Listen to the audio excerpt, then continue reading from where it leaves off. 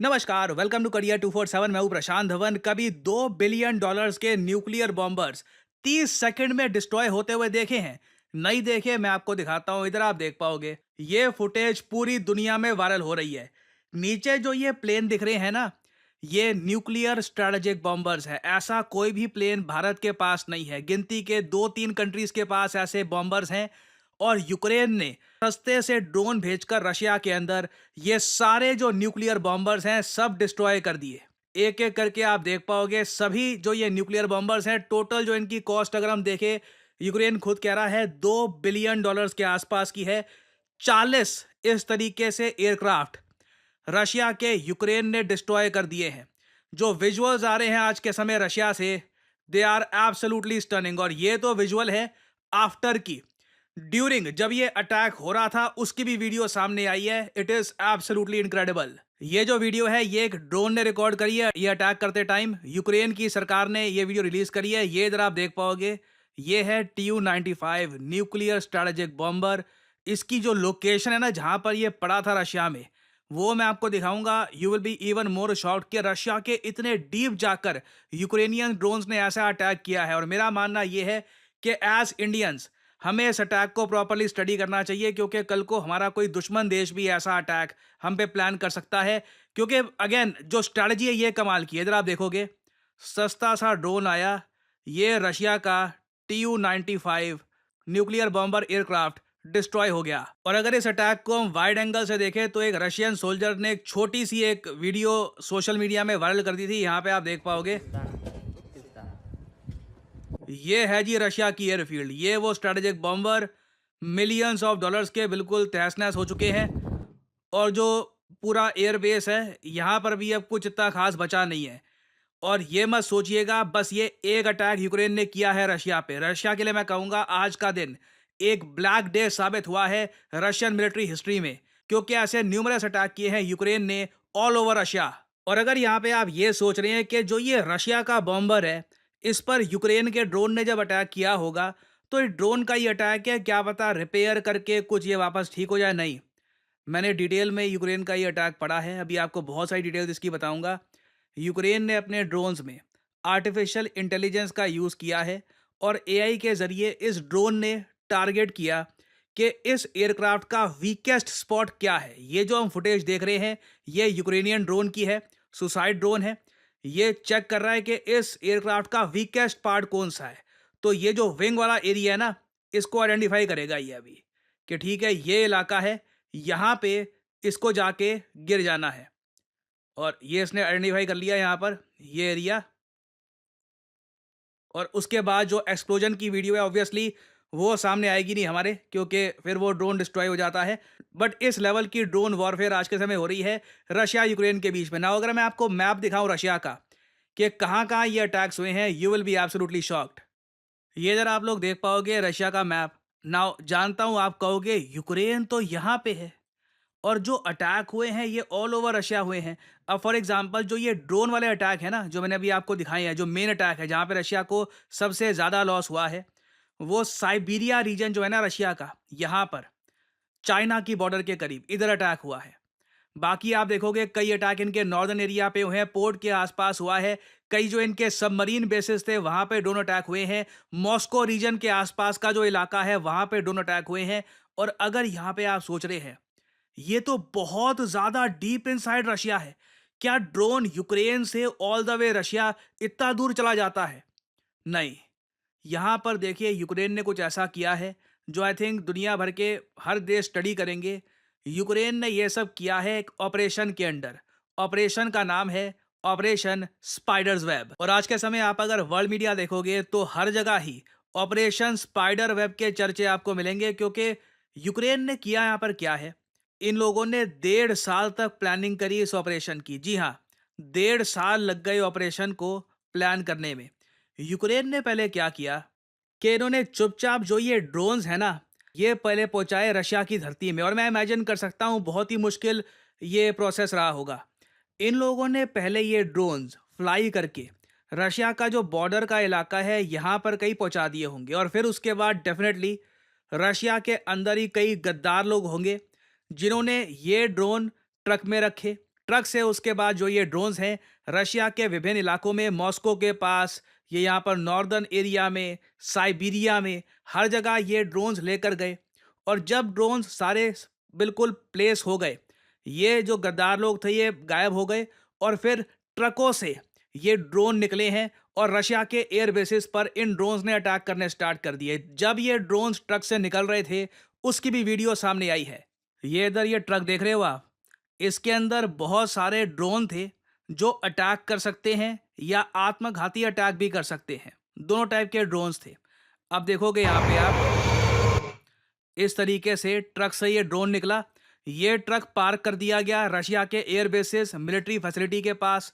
Truck में से drone निकलता है और फिर एक एक करके, जैसे मैंने आपको बताया, इसने अटैक करना स्टार्ट कर दिया रशिया की मिलिट्री फैसिलिटीज पर। नाउ ऐसा ऑल ओवर रशिया हुआ है। रशियन मिलिट्री स्ट्रैटेजिस्ट, इनकी सरकार, सब लोग शॉक में हैं। व्लादिमीर पुतिन ने इमरजेंसी मीटिंग बुलाई है क्योंकि अगर हम बात करें ओवरऑल नेट वैल्यू की, ये अब तक का सबसे महंगा अटैक किया है यूक्रेन ने रशिया पर। बिलियंस ऑफ डॉलर्स का सामान इस तरीके से डिस्ट्रॉय कर दिया। और इवन दो वैसे यूएसए क्लेम कर रहा है कि इनका कोई लेना देना नहीं है इस अटैक से, मैं नहीं मान सकता कि बिना सैटेलाइट इमेजेस के, बिना प्रॉपर डेटा के यूक्रेन इतना बड़ा अटैक कैरी आउट कर सकता था। ये यूक्रेन के जनरल हैं, आप देख रहे हैं, एयरबेस के मैप स्टडी कर रहे हैं जिसको यूक्रेन ने अब डिस्ट्रॉय कर दिया है।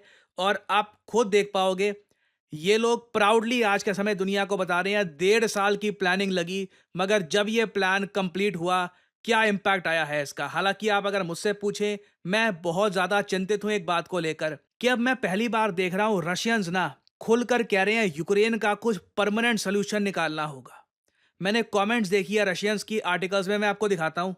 ये इधर आप देख पाओगे, आर्टिकल में लिखा है कि कई जगह जो रशिया की ट्रेन है ये भी कोलैप्स करी है। लोग कह रहे हैं कि इसके पीछे भी यूक्रेन का हाथ है, यूक्रेन ने कहीं ना कहीं यहाँ पर भी सैबोटाज किया होगा। और मैं हमेशा मानता हूँ किसी कंट्री का सोशल मीडिया हमेशा स्टडी करो, मेजॉरिटी वहाँ पर क्या कह रही है, ये बहुत इंपॉर्टेंट है। रशिया के केस में ना मैं लगातार देख रहा हूँ, एक के बाद एक सारी कमेंट्स कह रही हैं कि व्लादिमीर पुतिन कौन सी बातचीत कर रहे हैं यूक्रेन के साथ। अभी आपको पता होगा, एक बताया जा रहा है इस्तांबुल में मीटिंग होनी थी रशिया यूक्रेन की, अब पता नहीं उस मीटिंग का क्या होगा।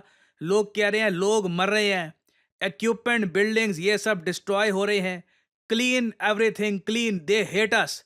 नीचे एक आदमी कहता है the current Ukraine must be destroyed, who doesn't understand this. अब मैं देख रहा हूं रशियन मेजोरिटी का गुस्सा ना पुतिन पे इसलिए आ रहा है, पुतिन ने न्यूक्लियर वेपन्स क्या सजाने के लिए रखे हैं। जब यूक्रेन ये सब कर रहा है तो रशिया कोई बड़ा स्टेप क्यों नहीं यहाँ पर लेता। इधर आप देख पाओगे जो कमेंट्स है रशियंस की, बाय द वे ये ट्रांसलेटेड है, मैं आपको ट्रांसलेटेड दिखा रहा हूँ ताकि आप लोग भी समझ पाएं। एक आदमी कह रहा है कि जी यूक्रेन में नाजीज्म बहुत बढ़ गया है और ये लोग सब नाजी बन गए हैं। ये कमेंट देखो, we must strike so hard that the wool flies in the clumps. और आप इनके और सोशल मीडिया में देख लो, इनके जो इन्फ्लुएंसर है वगैरह, वहाँ पे ना सब लोग अब व्लादिमीर पुतिन पर मतलब सार्कास्टिक वे में प्रेशर डाल रहे हैं कि तुम करते क्यों नहीं हो, कुछ कुछ बड़ा स्टेप लो ना। ये अभी भी रशिया ने वैसे इसको एक ऑपरेशन ही मान रखा है, रशिया इसको वॉर कहता नहीं है। इनके लोग कह रहे हैं वॉर की तरह ही ट्रीट करो, डिस्ट्रॉय कर दो यूक्रेन को, नहीं तो इस तरीके से पूरा देश बर्बाद कर देंगे हमारा। और इस अटैक के बाद मैंने ये देखा है कि कई लोग डोनाल्ड ट्रंप की जो एक पुरानी ट्वीट है, कुछ दिन पुरानी ट्वीट, इसको वापस इवैल्यूएट कर रहे हैं कि यहाँ पर ट्रंप ने ना वार्निंग दी थी रशिया को। ट्रंप ने ये कहा था, What Vladimir Putin doesn't realize is that if it weren't for me, lots of bad things would have already happened to Russia. And I mean really bad. He's playing with fire. Now, ये यहाँ पर बात Trump सही कह रहे हैं। Russia is playing with fire और Trump के हिसाब से इन्होंने काफ़ी हद तक यूक्रेन को रोक कर रखा। और जो रशिया अब लगातार अटैक कर रहा है, सीज फायर की बात नहीं कर रहा, तो कुछ बुरा हो सकता है। मैंने काफ़ी बार बुरा होते हुए रोका है, ये सिग्नल दिए थे ट्रंप ने। तो क्लियरली मैं इमेजिन कर सकता हूँ यूक्रेनियंस ये बड़ा प्लान लेकर 1.5 साल से वेट कर रहे थे यूएस के अप्रूवल का।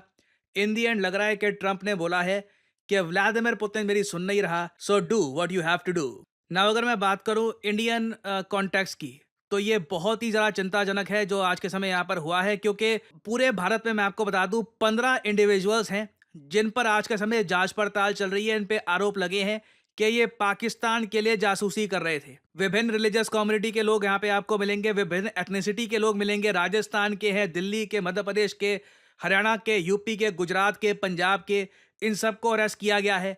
कोई पैसे के लालच में कर रहा था, किसी को जी इंटरनेट पर प्रेम हो गया था, आशिकी हो गई थी। अभी मैं एक वीडियो लेके आऊँगा आपके लिए एक ऐसे आदमी की, जिसने इंडियन नेवी की जो लोकेशन है ये लीक कर दी थी। हनी ट्रैप हो गया था ये, इंटरनेट पर आशिकी हो गई थी और आशिकी के चक्कर में इसने सारी जो ये लोकेशन है ये सब लीक कर दी। It is a horrible case. उसकी माँ आज के समय रो रही है कि मेरे बेटे को माफ़ कर दो, फंस गया है इस सब में ये। बट ये जो पूरा अटैक हुआ है ना रशिया में, ये देखकर जेन्युइनली कंसर्न यहाँ पर ये आता है कि इतनी आसानी से आईएसआई भारत में जासूस खरीद रहा है। ऑर्डिनरी इंडियंस इनके लिए जासूसी कर रहे हैं, तो we have to be very careful. मेरा मानना है we have to be super careful, क्योंकि ऐसे अटैक्स में ना आपको यहाँ पर ये भी देखना होगा, रशिया का हैवी लॉस यहाँ पर इसलिए भी हुआ है क्योंकि अगर ये ड्रोन यूक्रेन से आते तब तो S-400 इनके जो बाकी मिसाइल डिफेंस सिस्टम है ये एक्टिव रहते। जब इंटरनली आपके देश से ही कोई ड्रोन उठ के आ जाए ना, तो मिसाइल डिफेंस सिस्टम भी धरा का धरा रह जाता है। So this is the case study that we Indians should study as well. I think दुनिया का हर देश ही स्टडी करेगा। कमाल का अटैक है, आई मीन डीप प्लानिंग, और जो नाम रखा है इसका स्पाइडर्स वेब सोच के ही रखा है। व्लादिमीर पुतिन डेफिनेटली इसके रिस्पॉन्स में कुछ बड़ा करेंगे। कुछ अपडेट्स आती है, मैं आपके लिए अपडेटेड वीडियोस लाता रहूंगा। देखिए, काफ़ी बार स्टूडेंट्स मुझसे पूछते हैं कमेंट सेक्शन में कि क्या करियर 247 के जरिए हमारी एक बैंकिंग जॉब लग सकती है, direct banking job axis bank में एज ए डेप्यूटी मैनेजर। देखिए, मैं आपको बता दूं, हर चीज़ वेरीफाई करिए, चाहे जो मैं भी बोल रहा हूं। आप अगर एक्सिस बैंक की वेबसाइट पे खुद जाकर देखोगे तो यहाँ पे आपको साफ साफ दिख जाएगा, एक्सिस बैंक ने पार्टनर किया है अड्डा 247 के साथ। करियर 247 अड्डा 247 की कंपनी है for talent development and skill building. हमारा काम देखिए आज के समय यही है, भारत को स्किल बिल्डिंग के जरिए सक्षम बनाना और लोगों को जॉब अपॉर्चुनिटीज देना। आप यहाँ पे देख पाओगे करियर 247 किस तरीके से आज के समय काम कर रहा है एक्सिस के साथ। ये सारी डिटेल्स आपको मिल जाएगी यहाँ पर। और अभी तो ये शुरुआत है, फ्यूचर में मैं आपको बता दूं, फेडरल बैंक में डेप्यूटी मैनेजर की जॉब, कोटक बैंक में जॉब्स, वेरियस बैंक्स के साथ हम पार्टनरशिप कर रहे हैं और हम वेरियस प्रोग्राम्स के जरिए आपके लिए मौके लाएंगे कि आप अपनी जॉब स्टार्ट कर सकते हैं। मैं जानता हूं, देखिए, पहली जॉब स्टार्ट करना आसान होता नहीं है, काफी बार असमंजस होता है कि कहां से स्टार्ट करें, क्या करें।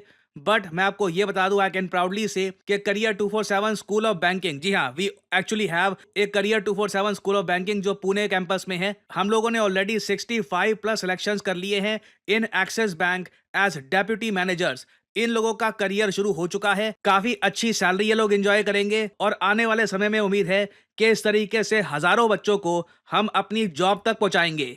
और अभी भी आपके पास मौका है कि आप एक्सिस बैंक के अंडर एक डेप्यूटी मैनेजर बन सकते हैं, अपना करियर स्टार्ट कर सकते हैं बैंकिंग में। हमारा पीबीआरएम बैच 3 का जो एप्लीकेशन प्रोसेस है ये स्टार्ट हो चुका है। आपको करना सिर्फ ये है, आप जो ये वीडियो अभी देख रहे हैं इसके नीचे यहाँ पर जाओगे, आपको कमेंट में, पिन कमेंट में लिंक मिल जाएगा, boost your career in the banking sector. ये यहाँ पे लिंक होगा, इस लिंक पर करिए क्लिक और फिर आपके सामने ये खुल जाएगा। यहाँ पर अपना मोबाइल नंबर यहाँ पे आप डाल सकते हैं और आपको यहाँ पे रजिस्टर करना है और उसके बाद जो भी यहाँ पे फॉर्म है ये पूरा भर दीजिएगा। उसके बाद देखिए प्रोसेस क्या होगा, ये मैं आपको समझा देता हूँ। पहले तो देखिए आप एप्लीकेशन अपनी फिल करोगे। हाँ, इसकी जो एलिजिबिलिटी है ये समझ लीजिए, 21 से लेकर 28 साल के अगर आप हैं तो ही आप यहाँ पे एलिजिबल हैं। कई लोग हैं जो इससे यंग होते हैं, ओल्डर होते हैं, वो भी फॉर्म भर देते हैं। प्लीज मत भरिएगा, बिना बात पे आपका भी टाइम यहाँ पर स्पेंड होगा। अगर आप एलिजिबल हैं तभी फॉर्म भरिएगा। और साथ ही साथ एक रिक्वायरमेंट है, आपके पास वर्क एक्सपीरियंस होना चाहिए। आई एम सॉरी, एक रिक्वायरमेंट है, आपको 6 महीने का कहीं भी किसी भी सेक्टर में वर्क एक्सपीरियंस रिटर्न फॉर्म में आपको दिखाना है। ऐसा नहीं कि वर्बली कि हाँ मैंने वहाँ पे काम किया था। आपके पास प्रॉपर प्रूफ होना चाहिए कि आपने 6 महीने कहीं पे काम किया है। मुझे पता है आप में से कई लोग कहते हैं कि सर बिना वर्क एक्सपीरियंस वाला लेके आइए। देखिए, हम लोग कोशिश कर रहे हैं, करियर 247 में हम लोग पूरा प्रयास करेंगे कई बैंक्स के साथ पार्टनरशिप करके ना इसी तरीके के प्रोग्राम्स आपके लिए लेके आए। कई बड़े बैंक्स हैं भारत में, फेडरल बैंक, आईसीआईसीआई बैंक, कोशिश करेंगे लेके आए। हर बैंक की अपनी रिक्वायरमेंट्स होती है तो हमें उसके हिसाब से चलना पड़ेगा, ठीक है। तो अगर आप एलिजिबल हैं तभी ये फॉर्म प्लीज फिल करिएगा। आपकी करियर 247 के काउंसलर से बात होगी, आपको एक इनिशियल पेमेंट करनी होगी 300 रुपए की। उसके बाद आपका टेस्ट लिया जाएगा, मैथ, रीजनिंग, इंग्लिश कम्युनिकेशन, ये सब चीजें आपकी टेस्ट की जाएगी। टेस्ट जनरली काफी इजी रहता है। उसके बाद देखिए करियर 247 जब चेक कर लेगा कि आप एलिजिबल हो, उसके बाद आपका एक सेकेंड इंटरव्यू राउंड होगा जो कंडक्ट करेगा एक्सिस बैंक, और फिर final offer letter Axis bank द्वारा आपको सेंड किया जाएगा। और इस प्रोग्राम की देखिए आपको एक फीस भी भरनी होगी, 2 लाख रुपीस पर जीएसटी। मगर ये जो फीस है ये आप लोन के थ्रू भी भर सकते हैं, और जो वैसे आपको स्टाइपेंड मिलना शुरू हो जाएगा थर्ड और फोर्थ मंथ से ही, उससे ही आपकी अर्निंग शुरू हो जाएगी। और जो आपकी सैलरी होगी उसमें कुछ ही महीने में आप जो ये अमाउंट है प्रोग्राम का, ये पे ऑफ कर सकते हैं। क्योंकि देखिए इस प्रोग्राम के अंडर आपकी 4 महीने की ट्रेनिंग भी करेगा एक्सिस बैंक। याद रखिएगा ये एक प्रॉपर प्रोग्राम है।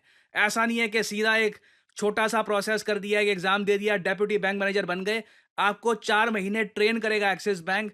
एक कॉम्प्रहेंसिव प्रोग्राम है, एक आपका प्रॉपर तरीके से करियर स्टार्ट होगा।